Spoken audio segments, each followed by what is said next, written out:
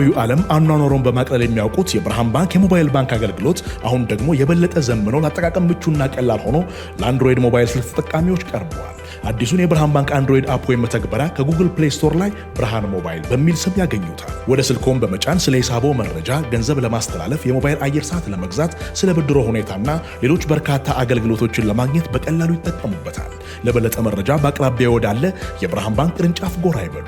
ብርሃን ባንክ እንደ ስማችን ብርሃን ነው ስራችን። ሰላም አድማጮቻችን፣ እንዴት አድራችኋል? የፉትቦል ካፌ የሐሙስ ዝግጅታችን ጀምሯል። 4 ርዕሰ ጉዳዮችን እናነሳለን ብለናል። ዛሬ ጣሊያን እንደምታውቁት የ2018ና የ2022 ዓለም ዋንጫ ላይ አልተሳተፈችም። ጣሊያንን የሚያክል ትልቅ የእግር ኳስ ሀገር 4 ጊዜ የአውሮፓ የዓለም ሻምፒዮን የሆነ ቡድን ከ2006 በኋላ አንድ የዓለም ዋንጫ ጨዋታ ብቻ ነው ያሸነፈው። ያለፉትን 2 የዓለም ዋንጫዎች አለመሳተፋቸው ብቻ ሳይሆን በ2010ም በ2014ም በተደረጉት ሌሎች የዓለም ዋንጫዎችም እንግሊዝን በ2014 ካሸነፉበት ጨዋታ በስተቀር ሌላ ጨዋታ አሸንፈው አያውቁም። ይሄ በጣም አስገራሚ ነው። ዛሬ ከሰሜን አየርላንድ ጋር ጨዋታቸውን ያደርጋሉ። ግን ትልቅ ፍርሃት አለ በጣሊያን ውስጥ። እነዛ ከዚህ በፊት 2 የዓለም ዋንጫ የቀሩባቸው አጋጣሚዎች ትልቅ ትራውማ የፈጠሩ ይመስላል። ጠቅላላ የጋራ ፍርሃት የፈጠሩ ይመስላል። ዛሬ በቤርጋሞ ይጫወታሉ። ግን የዛሬው ጨዋታ የግማሽ ፍጻሜ ጨዋታ ነው። ከዛ ሰኞ ደግሞ ከዌልስ እና ከቦስኒያ አንደኛውን አሸናፊ ይገጥማሉ። ይህንን ጨዋታ በተመለከተ ጥቂት እናነሳለን። ከዚህ ባሻገር ልክ እንደዚህ አይነት ሲግኒፊካንስ ያለው ጨዋታ አይደለም፣ ምክንያቱም የወዳጅነት ጨዋታ ስለሆነ። ግን ብራዚል ከፈረንሳይ ሲገናኙ ትልቅ ጨዋታ ነው፣ በምንም ኮንቴክስት ይገናኙ። ይህንን ጨዋታ በማቆራኘት ደግሞ 2 ርዕሶችን እናነሳለን ብለናል። አንደኛው ራያን ሼርኪን የሚመለከት ነው። ሰሞኑን መነጋገሪያ ነበር። ይሄ ማንቸስተር ሲቲ ፈረንሳይ ተጫዋች የዲዲዬ ዴሾ ቡድን አባል ነው። በቀደም ከአርሰናል ጋር በነበረው ጨዋታ ሲቲ 2-0 እየመራ በነበረበት ጊዜ ሜዳ ውስጥ ኳስ ሲያንጠባጥብ ታይቷል። ወይም ኪፒ አፒ የሚሉት እነሱ የጀግል ማድረግ የሚሉት ይሄ አርሰናል ተጫዋቾችን አበሳጭቶ ነበር፣ የአርሰናል ደጋፊዎችንም አበሳጭቷል። እና በጨዋታው ላይ በዚህ የተበሳጨው ቤን ዋይት መቶት ቢጫ ካርድ ተመልክቷል በጨዋታ ውስጥ። ግን እንደው ያንን ነጥብ እንተውና እንዳጫወት ግን የበለጠ ብራዚላዊ የሚመስለው ተጫዋች እሱ ነው። አሁን የብራዚል ብሔራዊ ቡድን ፈንክሽናል ነው። ድሮ የሚታወቀው ውብ እግር ኳስ ጆጋ ቦኒቶ፣ ልክ የላቀ ቴክኒካዊ ክህሎት ያላቸው የሾው ሰዎች የሚመስሉ ብራዚላውያን ተጫዋቾች ምናልባት ከኔይማር በስተቀር ጠፍተዋል። ኔይማርም ቢሆን አሁን በእግር ኳስ ተጫዋችነት ታሪኩ የብቃቱ ጫፍ ላይ ያለ ተጫዋች አይደለም። ስለዚህ ስለ ራያን ሼርኪ ለየት ያለ ተጫዋች መሆን ለፈረንሳይ ብሔራዊ ቡድን የሚጫወትም ግን የብራዚላውያን መንፈስ ያለው መምሰሉን በማንሳት ጥቂት ደግሞ ስለሱ እናነሳለን። እናንተም ራያን ሼርኪን ስታስቡ ምን አይነት ብያኔን ያላችሁ? አንዳንድ ጊዜ የሚያስቆጣ ሊሆን ይችላል። ጓርዲዮላን ሳይቀር የሚያስኮርፍ መስሎ ይታያል። በቀደም ያንን ትንሽ ንቀት ያለበት የሚመስልን ቴክኒክ ወይም የአርሰናል ተጫዋቾች ቢያንስ እንደዛ ተሰምቷቸዋል። ግን ጓርዲዮላም አልወደደውም። በሌላ አጋጣሚ ታስታውሱ እንደሆነ ከሰንደርላንድ ጋር በነበረ ጨዋታ አንድ የራቦና ክሮስ ነበረው ለፊል ፎደን የሰጠው በጣም አስደናቂ ኳስ ነው። ግን ከጨዋታው በኋላ ያንን ምትሃት ከማድነቅ ይልቅ ተችቶት ነበር ጓርዲዮላ ራሱ። ምናልባት ይሄ አውሮፓውያንና ላቲኖች እግር ኳስን የሚያዩበት መነጽር እንዴት የተለያየ እንደሆነ፣ ፐርስፔክቲቫቸው እንዴት የተለያየ እንደሆነ የሚያሳይ ነው። አንዳንዶች ደግሞ እግር ኳስ አሁን በቃ የመከላከል አጥር በበዛበት በዚህኛው የእግር ኳስ ዘመን የሆነ ፋታ የሚሰጥ የሆነ አይነት መዝናናት የሚሰጥ ተጫዋች ይሉታል። ከብራዚል ጋር ስለሚጫወቱ ነው ዛሬ ይህንን ማንሳት የፈለግኩት። ግን ስለ ሌላ አንድ ፈረንሳይ ተጫዋችን ብናነሳ ጥሩ ሳይሆን አይቀርም። ከ11 ዓመት በኋላ ነው ፈረንሳይና ብራዚል ዛሬ ሲገናኙ። ከዓለም ዋንጫ በፊት የሚደረግ የመጨረሻ ኢንተርናሽናል ብሬክ ነው ይሄ። ግን ዚነዲን ዚዳንን ስናስታውስ በኢንተርናሽናል እግር ኳስ እንደው 2 ወይ 3 የእሱን ትልልቅ ጨዋታዎች ጥቀሱ ብንባል 2 የዓለም ዋንጫ ፍጻሜ፣ የአውሮፓ ዋንጫ ፍጻሜ የተጫወተ በጣም አስደናቂ ታሪክ የነበረው ተጫዋች ስለነበር ዚነዲን ዚዳን ብዙ የምናነሳለት ትልልቅ ፐርፎርማንሶች ይኖራሉ። ግን ከ3 ወይ ከ4 2ቱን ብቻ ምረጡ ብንባል የ1998 የዓለም ዋንጫን ፍጻሜና የ2006ቱን ሩብ ፍጻሜ ጨዋታ ማንሳት የሚቀለን ይመስለኛል። ወደ አእምሯችን ቶሎ የሚመጣ ይመስለኛል። አንደኛው የዓለም ዋንጫ ፍጻሜ ላይ 2 ጎሎች ያስቆጠረበት ነው። ሌላኛው የእግር ኳስ ትርኢት ያሳየበት ነው። ሁለቱም ከብራዚል ጋር የተደረጉ ጨዋታዎች ናቸው። እንደኔ ረጅም ጊዜ ለማየት እድል የቀናችሁ ሰዎች፣ እድሜ የፈቀደላችሁ ሰዎች የትኛውን የዚዳንን ፐርፎርማንስ የበለጠ ትመርጣላችሁ? ያኛው የዓለም ዋንጫ ያሸነፉባቸውን 2 ጎሎች ያስቆጠረበት ነው። ስለዚህ ከድል አንጻር ሲግኒፊካንት ነው። ግን እግር ኳስን በአርት ፎርም ለምትረዱ ሰዎች ደግሞ ምናልባት የ2006ቱን ግን እንደው የየሰው የእግር ኳስ ጣዕም የተለያየ ስለሆነ እናንተ የትኛውን የበለጠ ትመርጣላችሁ የሚለውን በልክት ብትልኩልን ደስ ይለኛል። ከዚህ ባሻገር ግን የቼልሲ የቅጣት መቅለል ባለፈው ሳምንት እንደምታውቁት ቼልሲ ለአመታት የፋይናንሻል ኢሬጉላሪቲ ነበረው። ከሶስተኛ ፓርቲ ክፍያ ይፈጸም ነበር። አንዳንድ ትልልቅ ዝውውሮችን ፕሪሚየር ሊግ ከሚያውቃቸው ክፍያዎች ውጪ በሚፈጸሙ ክፍያዎች እንደ ሃዛርድ፣ ዊሊያን፣ ዳቪድ ሉዊስ፣ ሳሙኤል ኤቶ አይነት በጣም ትልልቅ ተጫዋቾችን አስፈርሟል እና በነዛ ተጫዋቾችም ትልልቅ ድሎች አግኝቷል።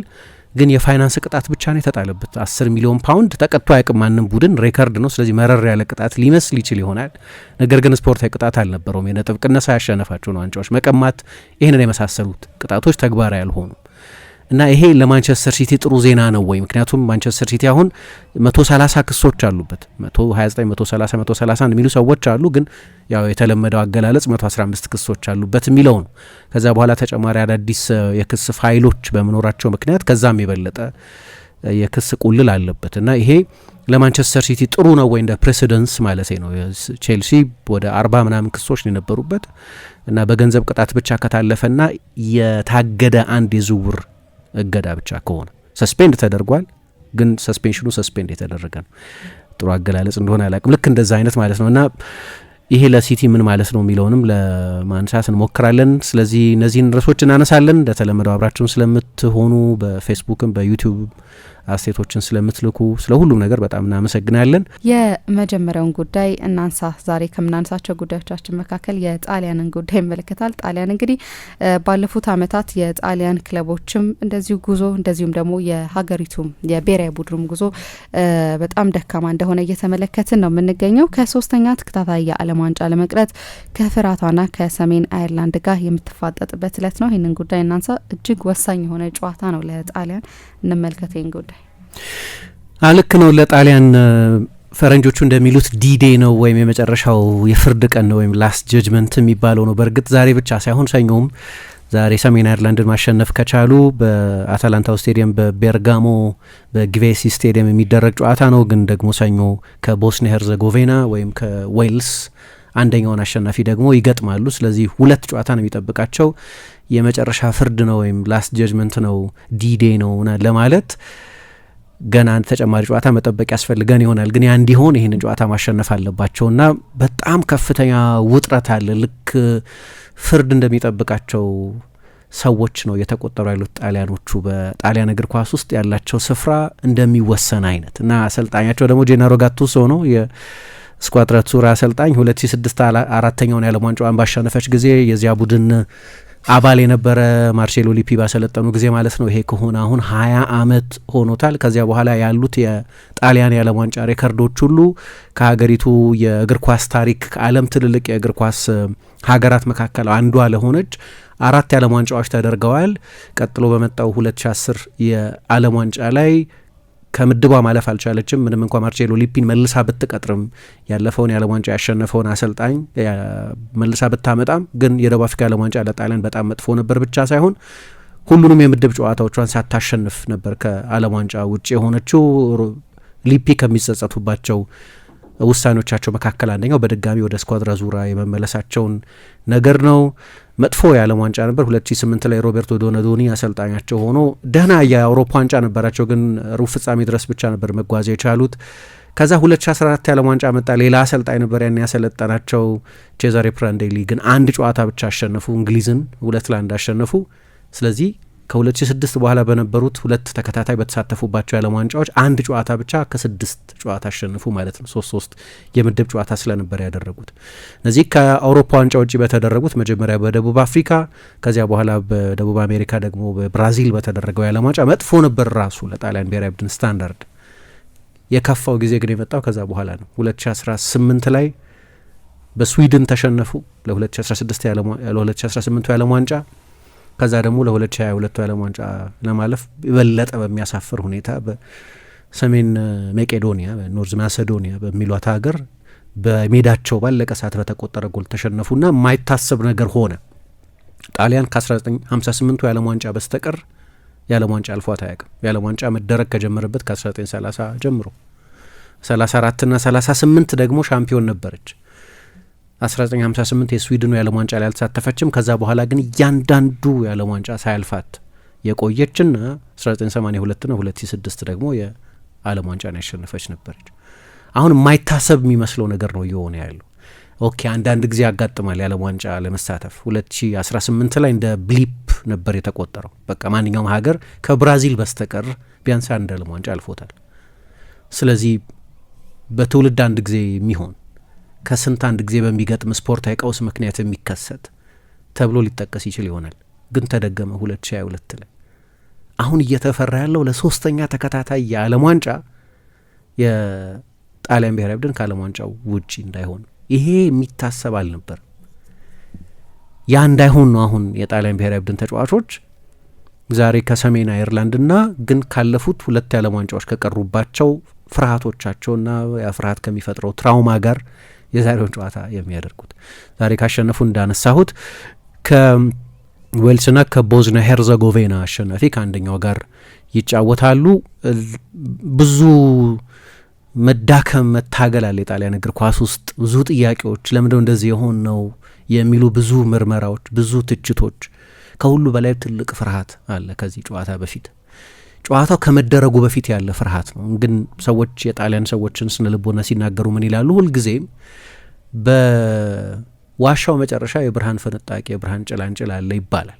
ግን በመካከል ጨለማ አለ።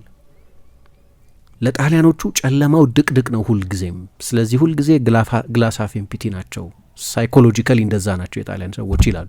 ሁልጊዜ ከፍርሃት ጋር የሚኖሩ ናቸው። እንደ ምንድነው ኦፕቲሚስት አይደሉም ነው። እኔ ለአንድ ሀገር የሚሰጥ ብያኔ እንደሆነ አላውቅም። ምክንያቱም አንድ ሀገር ውስጥ የተለያየ ሰው የተለያየ አይነት አመለካከት አለ። ግን ሶሳይታል ሜካፕ ደግሞ የሚባል አለ። በአብዛኛው ለምሳሌ አርጀንቲናዎቹ ትልቅ በሀገሪቱ ስርት ምክንያት ብዙ ስደተኞች በመሆናቸው ከአውሮፓ የተሰደዱ በመሆናቸው ምክንያት የአይደንቲቲ ክራይሲስ አለ። በዛ ምክንያት በዓለም ላይ ፐር ካፒታ ከእንትኑ አንጻር ከህዝቡ አንጻር ብዙ የስነ ልቦና ባለሙያ ያለባት ሀገር አርጀንቲና ነች ይባላል።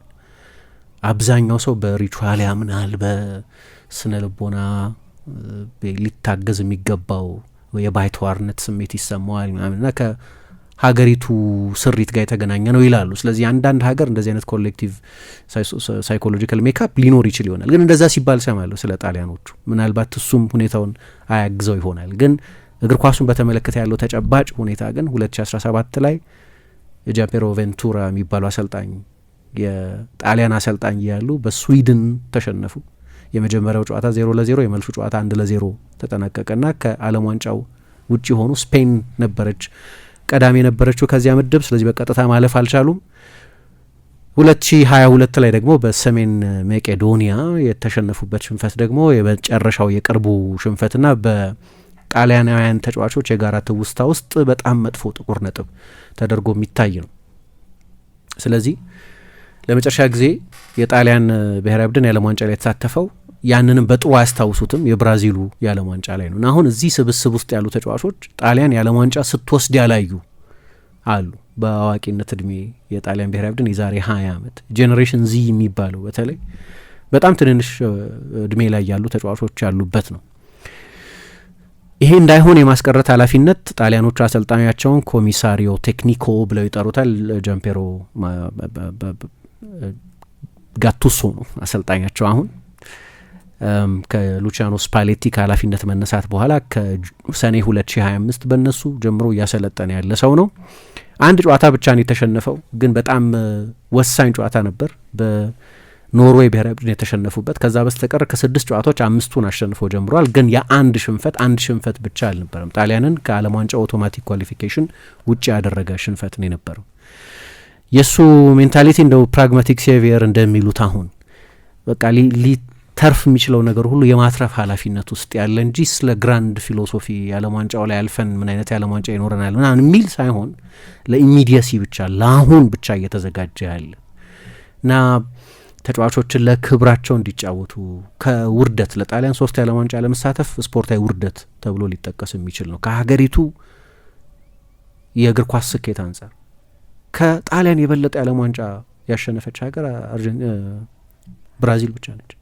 ጀርመንና ጣሊያን ቀጥለው 4 የዓለም ዋንጫ ያሸነፉ ናቸው። ከአውሮፓ ቀዳሚ ነች፣ ከዓለም ሁለተኛ ነች ማለት በጋራ ከጀርመን ጋር እና ለእንደዚህ አይነት ትልቅ የእግር ኳስ ሀገር 3 ተከታታይ የዓለም ዋንጫ አለመሳተፍ በተለይ በ48 ሀገራት መካከል የዓለም ዋንጫ በሚደረግበትና የአውሮፓም የሌላው ዓለምም የተሳትፎ ኮታ ከፍ ባለበት ጊዜ ከዓለም ዋንጫ መቅረት ደግሞ ተጨማሪ ኢምባረስመንት ነው እና ያ እንዳይሆን ለማድረግ ዩኒቲ ነው ለመፍጠር እየሞከረ ያለው በተጫዋቾች መካከል ከሲስተማቲክ አናሊሲስ ምናምን በላይ ያ መቼስ ዝግጅት ያደርጋሉ ምናምን በኋላ እናነሷለን እንዴት ለዚህ ጨዋታ ተጫዋቾቹን ለማዘጋጀት በተለይ በስነ ልቦና ለማዘጋጀት እየሞከረ እንደሆነ በቅርብ ወራት ለምሳሌ ያው በዚህ ፕሪንሲፕል ነው እየኖረ ያለው። የእሱ ክሬዶ ምንድነው? ቀላል ነው።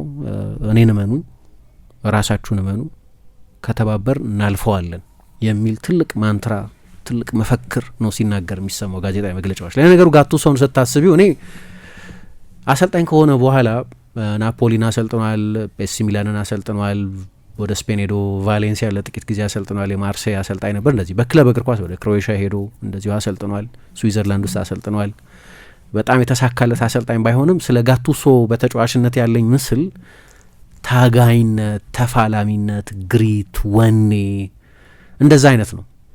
ግን ለምሳሌ ስለሚያደንቃቸው አሰልጣኞች ሲናገር አንድ ጊዜ ለኪኪ ሴቴን ያለውን አድናቆት ሲናገር ሰማሁትና ኦኬ በጣም ቴክኒካል አስፔክት ላይ ብዙ የሚያተኩር እንደሆነ አየው። ግን አሁን የበለጠ ያ የምናውቀው ወኔያሙ ጋቱሶን ነው ፕሬስ ኮንፈረንሶች ላይ እያየን ያለ ነው እና ባለፉት ጥቂት ወራት በተለያዩ የአውሮፓ ክለቦች የሚጫወቱ ብዙዎቹ በጣሊያን የሚጫወቱ ግን ከጣሊያን ውጭ ያሉ ተጫዋቾችንም በአብዛኛው በስልክ አንዳንድ ጊዜ ደግሞ ረጃጅም ጉዞዎች በማድረግ ተጫዋቾቹን ሲያነጋግር ቆይቷል። ለዚህ ጨዋታ በስነ ልቦና በአእምሮ ለማዘጋጀት ሲሞክር ቆይቷል። በአካል ፓተርኖች ላይ መስራት ስለማይችል ስለዚህ በአብዛኛው የሩቅ ግንኙነት ነው የነበረው፣ በአብዛኛው በስልክ ወደ ሳውዲ አረቢያ ሄዶ ደግሞ በአካል ማቴዎ ሬቴጊን የቡድኑን 9 ቁጥር አግኝቶት ነበር። በቅርብ ጊዜ ሪካርዶ ካላፊዮሪ አንድ ቃለ ምልልስ ነበረው። የአርሰናል ተጫዋች ነው ሪካርዶ ካላፊዮሪ። ከእናቴ በላይ ባለፉት ጥቂት ወራት ከአሰልጣኙ ጋር የበለጠ ሳወራ ነበር ብሏል እና በተለይ ደግሞ ተጎድቼ በነበረበት ጊዜ ያንን ሊፍት ሲሰጠኝ የቆየው እሱ ነው ብሏል እና ግን የዚህ ሁሉ ዓላማ ለዛሬውና ለሰኞ ጨዋታ ተጫዋቾቹን ማዘጋጀት ነው።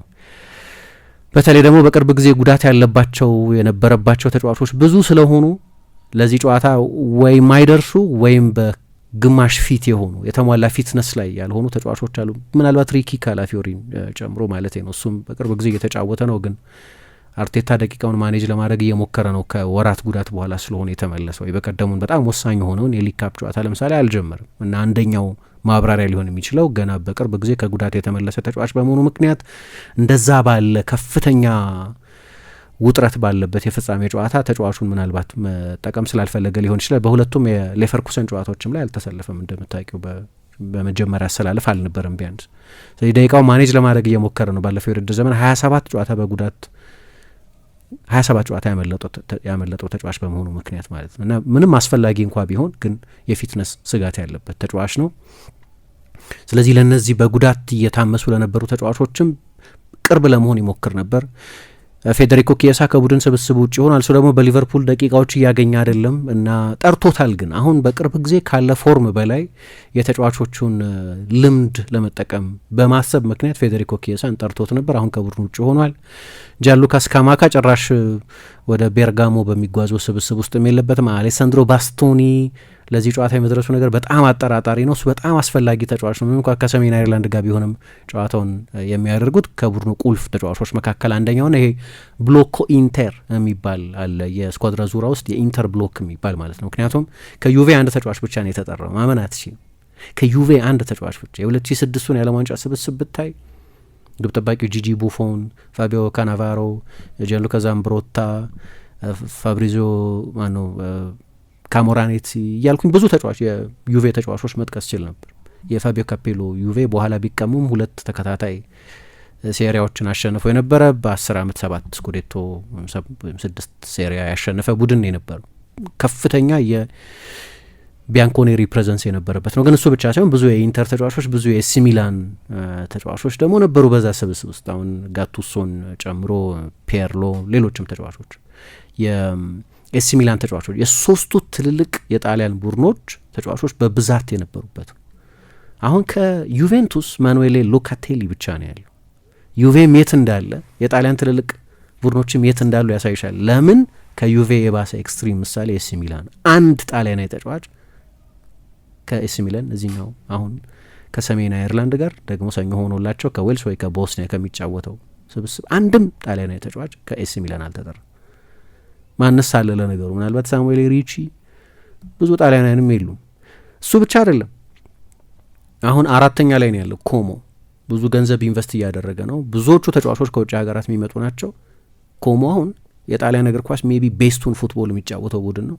አሁን በዚህኛው ሲዝን ጣሊያናዊ ተጫዋች 1 ደቂቃ ነው የተጫወተው፣ 1 ደቂቃ ብቻ በዚህ ሲዝን። አሁን የድሮ ታሪካዊ ትልልቆቹን ቡድኖችንም ካየሽ አሁን ደግሞ ኢመርጅ እያደረገ ያለ በጣሊያን እግር ኳስ ውስጥ አዲስ ኃይል ሊሆን እየተጠጋ ያለው ኮሞ በቀደም ዩቬ ጨዋታውን ሳያሸንፍ ከቀረ በኋላ አሁን በጣም በጠንካራ ፖዚሽን ላይ ነው ያለው። 57 ነጥብ አለው፣ የሚገርም ነው።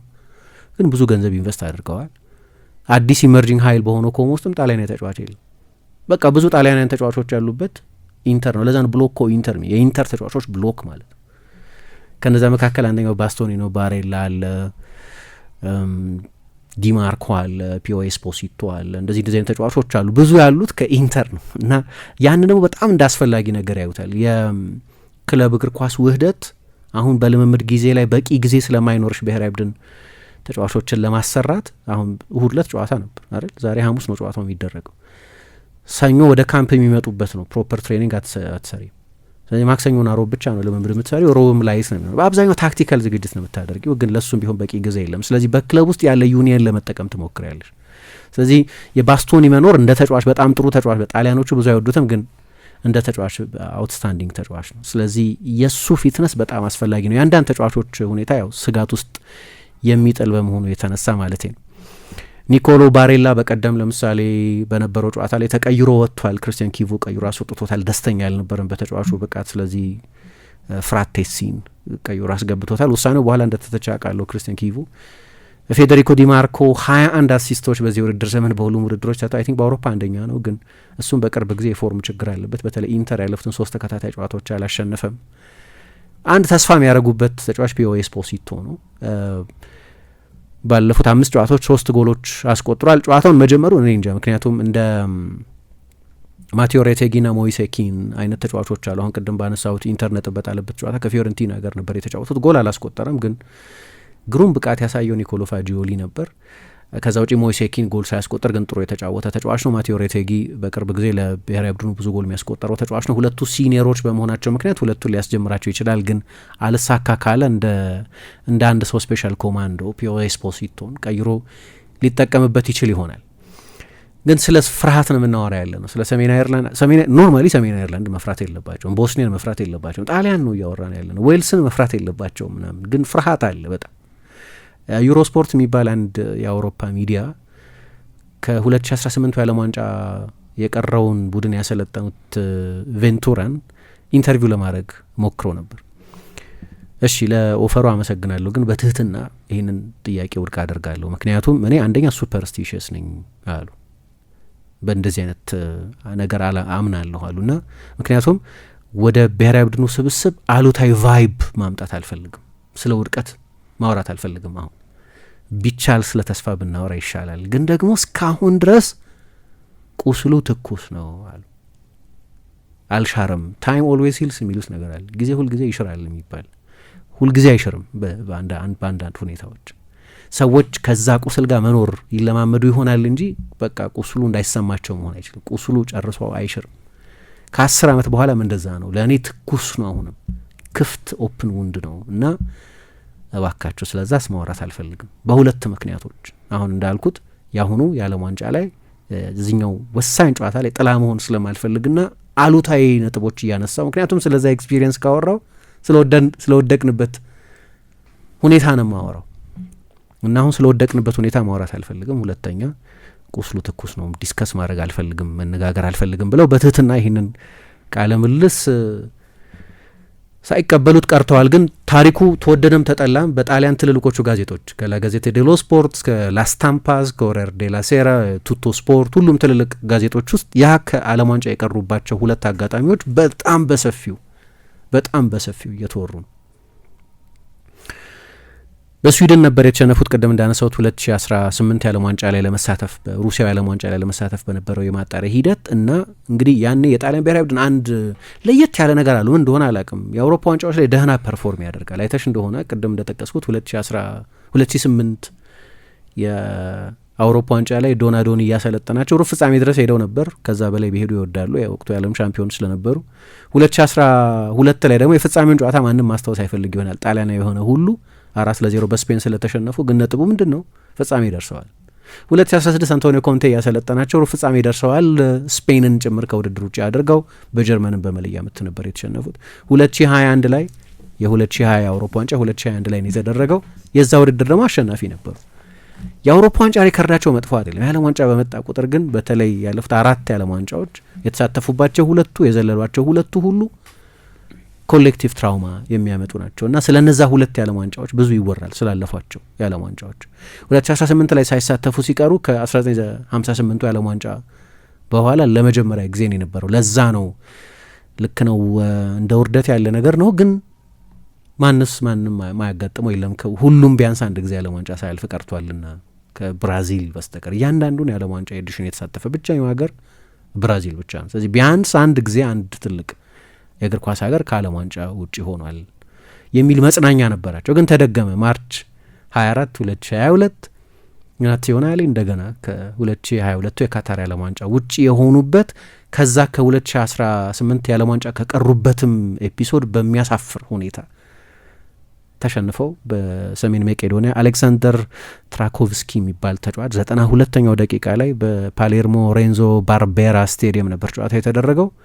32 ሙከራ አድርገው ብዙ የጎል እድል ፈጥረው ግን ጎል ሳያስቆጥሩ ቀሩ። መጨረሻ ላይ ባለቀ ሰዓት በተቆጠረ ጎል ከርቀት የተቆጠረ ሚሳኤል ነው እና በዛ ጎል ተሸነፉና ከዓለም ዋንጫ ውጭ ሆኑ እና ምን ይላል በዛ ጨዋታ ላይ የተሳተፈው አሁን በካታር እየተጫወተ ያለው የቀድሞ የፓሪስ ሳን ጀርማን አስደናቂ አማካይ ማርኮ ቬራቲ አንዳንድ ጊዜ ከዛ ቅዠት እንዳልነቀው አይነት ይመስለኛል ይላል። የአውሮፓ ዋንጫ አሸንፈናል ምናምን፣ ግን ጎል የተቆጠረበት ሰዓትና በዛ ጎል ምክንያት ያጣነው ነገር ሳስብ እንደው እንደማይቆም ቅዠት አይነት እንደማን ባንንበት አይነት የቅዠት ሌሊት ይመስላል ብሎ እስካሁን ድረስ ይናገረዋል። ለዚህ ነው አንዳንዶቹ ኤክስፒሪየንሶች በቀላሉ የሚታለፉ የማይመስሉት። አሁን 3ኛው ኤፒሶድ ላይ ነው ያለነው እና ተመሳሳይ ስጋት አለ። ኖርዌይ ባለችበት ምድብ ውስጥ ነው የነበሩት። የነ ሃላንድ፣ የነ ኦዴጋርድ፣ የነ አሌክሳንደር ሶርሎት የኖርዌይ ትውልድ በጣም የተለየ ትውልድ ነው፣ ጥያቄ የለውም። ግን በሁለቱ መካከል ያለው ርቀት በጣም ከፍተኛ መስሎ የታየበት የ7-1 የድምር ሽንፈት ነው የደረሰባቸው። በኦስሎ 3-0 በሚላን 4-1 ነው የተሸነፉት። እና እያወራው ያለሁት ስለ ጣሊያን መሆኑን ማመን አልችልም። አንዳንድ ጊዜ የሚገርም ነው። ደግሞ ሌላ እያስፈራቸው ያለው ነገር እነዚህ ከዓለም ዋንጫ ውጭ የቀሩባቸው የቅርብ ጊዜ ኤክስፒሪየንሶቻቸው ብቻ ሳይሆን የጣሊያን ቡድኖችም ሁኔታ ነው። አሁን ቻምፒየንስ ሊግ ሩብ ፍጻሜ ላይ ደርሷል። አንድም የጣሊያን ቡድን የለም። አንድም በፕሌኦፍ ተሸንፈው ሁሉም ወጥተዋል። በጋላታ ሳራይ ነው ዩቬንቱስ የተሸነፈው። ጋላታ ሳራይ ደህና ቡድን ነው፣ ግን አቅሙን ከሊቨርፑል ጋር አይተነዋል ባለፈው። የበለጠ የሚነግረኝ ዩቬንቱስ ያለበትን ሁኔታ ነው። ኦፍኮርስ ኮንቴክስት አለው፣ ጨዋታው ላይ ምን ነበር የሚለው ማብራሪያ አለው። ግን ኖርማሊ ዩቬንቱስ ጋላታ ሳራይን ማለፍ አለበት። ኢንተር በቦዶ ግሊምት ነው የተሸነፈው። ቦዶ ግሊምት የማን ነው? የኖርዌይ ቡድን። ብዙ ተጫዋቾችን ለኖርዌይ እንኳን የማያስመርጥ የኖርዌይ ቡድን። የአታላንታ መሸነፍ እንኳን ተቀባይነት አለው አይደለም። በባየር ሙኒክ ነው የተሸነፈው። ግን ስንት ለስንት የተሸነፈው 10 ምናምን ጎል ተቆጥሮበት በሁለት ጨዋታ እና ያ የክለቦቻቸውም ኤክስፒሪየንስ እንዳይተማመኑ አድርጓቸዋል በጣም እና ፍርሃት አለ። ጋቱሶ መላው ሀገር እየጠበቀን ነው፣ ግን መረጋጋት አለብን፣ ትክክለኛው ሜንታሊቲ ያስፈልገናል እና ለዚህ መለያ ለአትሱሪ ለሰማያዊ መለያ ያለንን ግድ ማሳየት አለብን ብሎ አስተያየት ሰጥቷል። ግን እንዳነሳሁት ለዚህ ጨዋታ የተደረገውን የዝግጅት መጠን የምታዩ መላውን ጣሊያንና መላውን አውሮፓ የቻላቸውን ተጫዋቾች በአካል ያልሆኑትን በቪዲዮ ኮል እና በስልክ ለማግኘት ሲሞክር ቆይቷል። ከነሐሴ ጀምሮ ምሳ 380 ጨዋታ ነው ያየው ጋቱሶ እና የሱ ስታፍ የሀገር ውስጥ የሊግ ጨዋታዎችን፣ የጥሎ ማለፍ ጨዋታዎችን እና የብሔራዊ ቡድን ጨዋታዎችን የእያንዳንዱን የጣሊያን ተጫዋች ጨዋታ ለማየት ሞክሯል። ለጣሊያን ብሔራዊ ቡድን ለመመረጥ እድል ያለውን ተጫዋች ሁሉ ጨዋታ ለማየት ሞክሯል። እሱ ብቻ ሳይሆን አሁን ከማን ጋር የሚጫወቱት ከሰሜን አይርላንድና ደግሞ ካልሆነ ከሁለቱ አንደኛው ነው የሚገጥመው ካለፈ ከዌልስና ከቦስኒያ ለቦስኒያ ሊመረጡ የሚችሉ ተጫዋቾችን በሙሉ አሁን የተመረጡትን ብቻ ኤሊጂብል የሆኑትን የመመረጥ እድል ያላቸውን ተጫዋቾች በሙሉ ነው ስካውት ያደረጉት። የዌልስንም የሰሜን አይርላንድ ሁሉንም ተጫዋቾች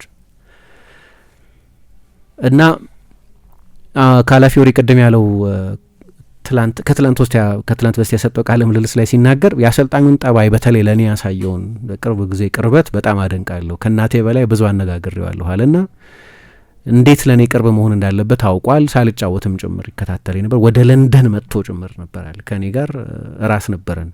እሱ ብቻ ሳይሆን ጂጂ ቡፎንና ሊዮናርዶ ቦኑጂ አሁን የብሔራዊ ቡድን ኃላፊነት ያለባቸው ሰዎች ናቸው። የቡድን መሪ ምናምን ዳይሬክተሮች ሆነው ይሰራሉ። ከቡፎን ጋር የዓለም ዋንጫ አሸንፏል ሪኖ ጋቱዞ እንደምታውቂው። በአብዛኛው የቡፎን ቅጥርም ተደርጎ ነው የሚታየው እና እየተጫወተ ባልነበረበት ጊዜ ጉዳት ላይ በነበረበት ጊዜ እሱን ብቻ ለማግኘት ወደ ለንደን መጥተዋል።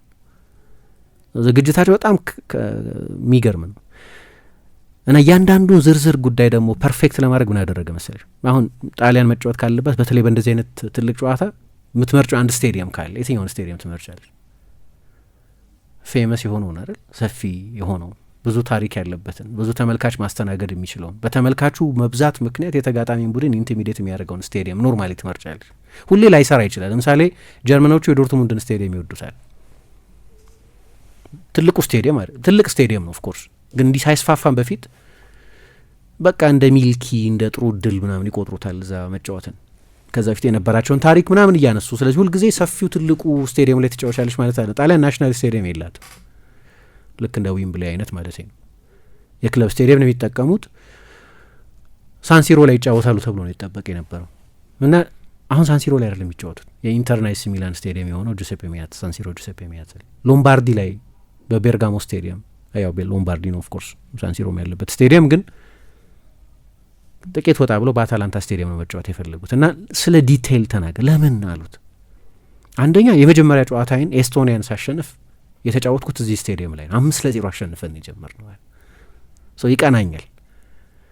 ዋናው ምክንያት ግን በሳንሲሮ የምንጫወት ከሆነ አለ ጨዋታውን ለምሳሌ ጀመርን 1-3-4 ፓስ ከተበላሸብን የኢንተርና የሚላን ደጋፊዎች ናቸው በአብዛኛው ስቴዲየም ውስጥ የሚሆኑት።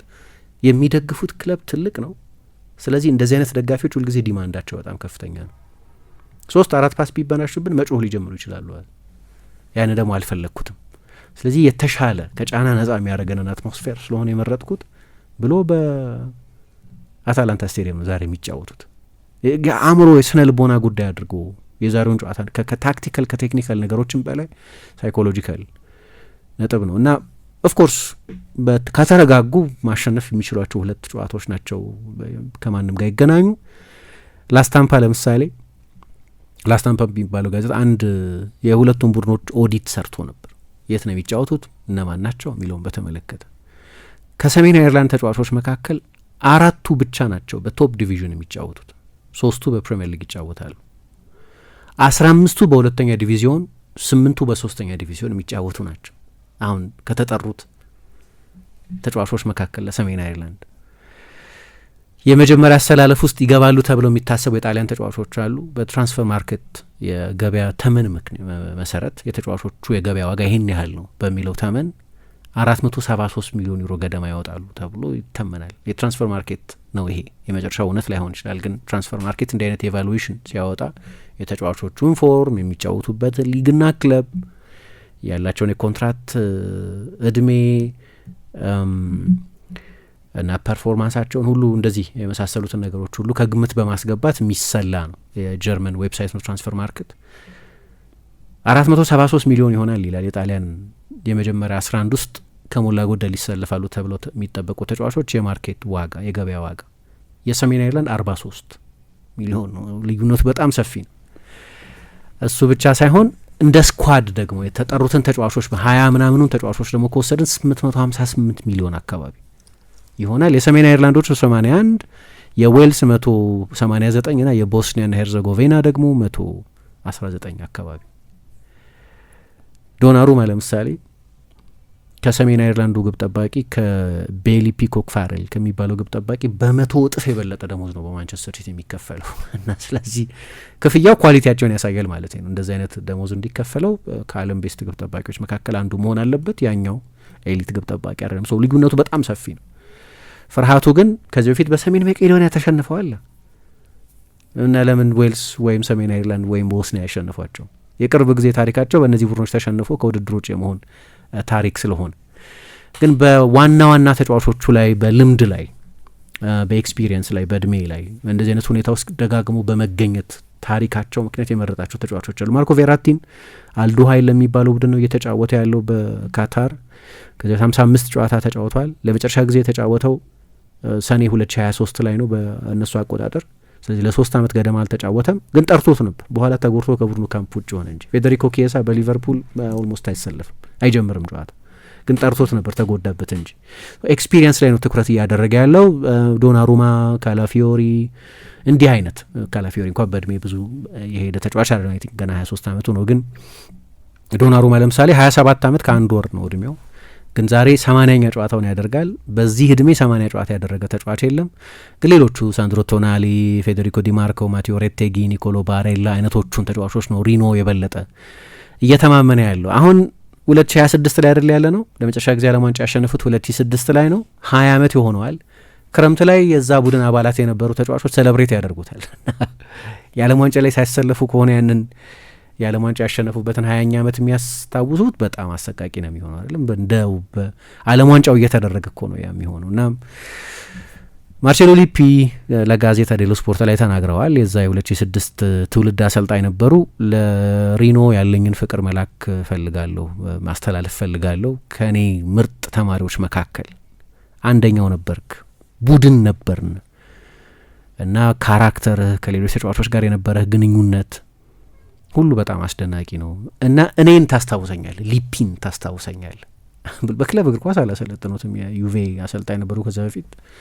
እሱ የሚላን ተጫዋች ነበር እና በቃ መልካም እድል የሚል በጣም ቆንጆ አርቲክል ጽፏል ጋዜጣ ዴሎ ስፖርት ላይ። ሊፒ ተጫዋቾቹን ለማነሳሳት እየሞከሩ ነው እንደዚህ።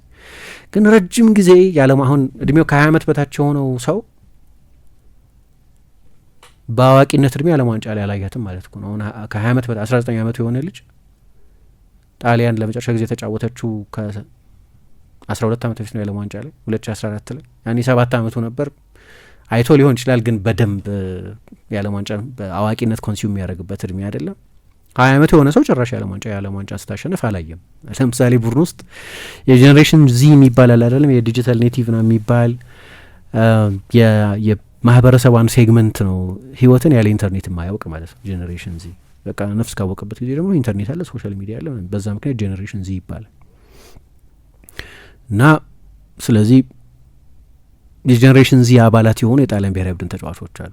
የዓለም ዋንጫን ጣሊያን ስታሸንፍ ያላዩ ከዚህ ትውልድ አባላት መካከል አንደኛው ወይም ሚሌኒያልስ ከሚሏቸው መካከል አንደኛው ለምሳሌ ከ2000 በኋላ የተወለዱ ናቸው እንደዛ የሚባሉት። ማርኮ ፓሌስትራ የሚባለው ተጫዋች 2005 ላይ ነው የተወለደው። ፒዮ ኤስፖሲቶ 2004 ላይ ነው የተወለደው። ኒኮሎ ፒሲሊ 2004 ላይ ነው የተወለደው። እንደዚህ አይነቶቹ ተጫዋቾች ጨራሻ ላይ ጣሊያን የዓለም ዋንጫ ስታሸንፍ። ሪካርዶ ካላፊዮሪ 2002 ላይ ነው የተወለደው። ስለዚህ እሱም ቢሆን 4 ዓመቱ ነበር ጣሊያን 4 ዓመት አልሞላውም ጣሊያን ባሸነፈችበት ጊዜ። እንደ ዲዮጎ ኮፖላ አይነቱም ተጫዋች የዓለም ዋንጫ ስታሸንፍ አላዩም ወይም በጣም ልጅ ነበሩ ለማስታወስ። ምናልባት 2000 ላይ የተወለዱ ብዙ ኮንቲንጀንት አለው የሚባሉ 2000 ላይ የተወለዱ ተጫዋቾች ናቸው። ስለዚህ 26 ዓመታቸው ነው፣ ምናልባት ያኔ 6 ዓመታቸው ነበር። ስለዚህ በልጅነት ቢሆንም እንደ አንድሪያ ካምቢያሶ፣ ጃኮሞ ራስፓዶሪ፣ ማርኪዮ ካርሴኔቺ አይነት ተጫዋቾች የዓለም ዋንጫ ስታሸንፍ አይተው ሊሆን ይችላል። ግን ብዙዎቹ ትንንሽ ተጫዋቾች ናቸው በእድሜ ማለት ነው። እንዴት ነገሮች እንደተቀየሩ ግን የምታውቂው ጣሊያን ከ1978 እስከ 2006 ባለው ጊዜ ከአርጀንቲናው የዓለም ዋንጫ እስከ ጀርመኑ የዓለም ዋንጫ ድረስ ባለው ጊዜ 8 ተከታታይ የዓለም ዋንጫዎች ላይ ቢያንስ ቢከፋ ሁለተኛው ዙር ላይ ደርሳለች። በጣም መጥፎ ከተባለ 2 የዓለም ዋንጫዎች አሸንፈዋል። ፋይናሎች ተጫውተዋል። ለምሳሌ 1994 የዓለም ዋንጫ ፍጻሜ ተጫውተዋል ሲሆን ብዙ ይሄዳሉ። ግን ከ2006 የዓለም ዋንጫ ወዲህ አንድ የዓለም ዋንጫ ጨዋታን ያሸነፈችው እሱ ማመን ይከብዳል። በ4 የዓለም ዋንጫዎች አንዳንዶቹን ጭራሽ ባለመሳተፍ አንዳንዶቹን ሲሳተፉም መጥፎ የዓለም ዋንጫዎች በማሳለፍ አንድ የኦፕታ አርቲክል እያየው ነበር። የመጨረሻ ነጥብ እሱ ነው። እዛ ላይ ምን ይላል? የጣሊያን ጠቅላላ ስታንዳርድ እንዴት ዝቅ እንዳለ ማለቴ ነው። በዚህኛው የውድድር ዘመን በ5ቱ ትልልቅ የአውሮፓ ሊጎች ዋና ዋና በሚባሉት 5ቱ ትልልቅ የአውሮፓ ሊጎች ቢያንስ 10 ጨዋታዎች ያደረጉ ጣሊያናውያን ተጫዋቾች 142 ናቸው። ይህንን የዛሬ 20 ዓመት ከነበረው ጋር ብናነጻጽር በእርግጥ ያኛው የሲዝን ሙሉ ነው፣ ተጨማሪ ሊግ ጨዋታዎች አሉ። ስለዚህ 10 ጨዋታ ላይ የሚደርሱ ተጨማሪ ተጫዋቾች ሊኖሩ ይችላሉ። እሱ ታሳቢ ሆኖ የዛሬ 20 ዓመት ግን 280 ነበሩ። ቢያንስ 10 የሊግ ጨዋታዎችን በ5 የአውሮፓ ትልልቅ ሊጎች ላሉ ክለቦች የተጫወቱ ተጫዋቾች። አሁን ስታንዳርዱ እሱ ነው። በቃ በአውሮፓ ትልልቅ ሊጎች ኮምፒተንት መሆን አልቻሉም። ለምሳሌ ከሌሎቹ ብሔራዊ ቡድኖች ጋር ለማነጻጸር ስፔናውያን ተጫዋቾች 274 ናቸው። አሁን በ5ቱ ትልልቅ የአውሮፓ ሊጎች ቢያንስ 10 የሊግ ጨዋታ ያደረጉ። ፈረንሳዮች 201 ናቸው። ለምሳሌ ያ ነው የኳሊቲው ልዩነት እየሆነ ያለው። ክለቦቻቸው ቻምፒየንስ ሊግ ካሸነፉ 15 ዓመት ሆኗቸዋል። ኢንተር በጆዜ ሞሪኒዮ ስር ወደ 16 ዓመት በጣም ረጅም ጊዜ ነው። በቅርብ ጊዜ ኢንተር ለፍጻሜዎች ደርሷል። ልክ ነው በቻምፒየንስ ሊግ። ግን ጠቅላላው የጣሊያን እግር ኳስ ትሬንድ አንድ ጊዜ እንዳነሳ ነው የቻምፒየንስ ሊግ የቅርብ ዓመታት ሬከርዳቸው፣ የአውሮፓ ውድድሮች የቅርብ ዓመታት ሬከርዳቸው ብዙ የሚያመረቃ አይደለም እና የጠቅላላው የእግር ኳስ የጣሊያን እግር ኳስ ሪፍሌክሽን ነው እና ዛሬ ግን በጣም በጣም ትልቅ ለዚህ ትውልድ ትልቁ ጨዋታ ለጄናሮ ጋቱሶ አሰልጣኝነትም በአሰልጣኝነት ትልቁ ጨዋታ ነው ብሏል። ብዙዎቹ ተጫዋቾች የእግር ኳስ ህይወታቸው ትልቁ ጨዋታ ይመስለኛል። ዛሬ ከሰሜን አይርላንድ ጋር ካሸነፉ ሰኞ ዕለት ከዌልስና ከቦስኒያ ጋር ይጫወታል። እጅግ ትልቅ ጨዋታ ይሆናል ጣሊያን እግር ኳስ። ያው ጣሊያንን የዓለም ዋንጫ ላይ መመልከት የሚፈልጉ ብዙ ሰዎችም አሉና እንግዲህ ዛሬና ሰኞ የሚደረጉ በእርግጥ የዛሬው ማሸነፍ የሚችሉ ከሆነ ነው ቀጣዩን ጨዋታ ወሳኝ የሚሆነው። በዘመናዊው ዓለም አኗኗሩን በማቅለል የሚያውቁት የብርሃን ባንክ የሞባይል ባንክ አገልግሎት አሁን ደግሞ የበለጠ ዘምኖ ለአጠቃቀም ምቹና ቀላል ሆኖ ለአንድሮይድ ሞባይል ስልክ ተጠቃሚዎች ቀርበዋል። አዲሱን የብርሃን ባንክ አንድሮይድ አፕ ወይም መተግበሪያ ከጉግል ፕሌይ ስቶር ላይ ብርሃን ሞባይል በሚል ስም ያገኙታል። ወደ ስልክዎን በመጫን ስለ ሂሳቦ መረጃ፣ ገንዘብ ለማስተላለፍ፣ የሞባይል አየር ሰዓት ለመግዛት፣ ስለ ብድሮ ሁኔታና ሌሎች በርካታ አገልግሎቶችን ለማግኘት በቀላሉ ይጠቀሙበታል። ለበለጠ መረጃ በአቅራቢያ ወዳለ የብርሃን ባንክ ቅርንጫፍ ጎራ ይበሉ። ብርሃን ባንክ እንደ ስማችን ብርሃን ነው ስራችን።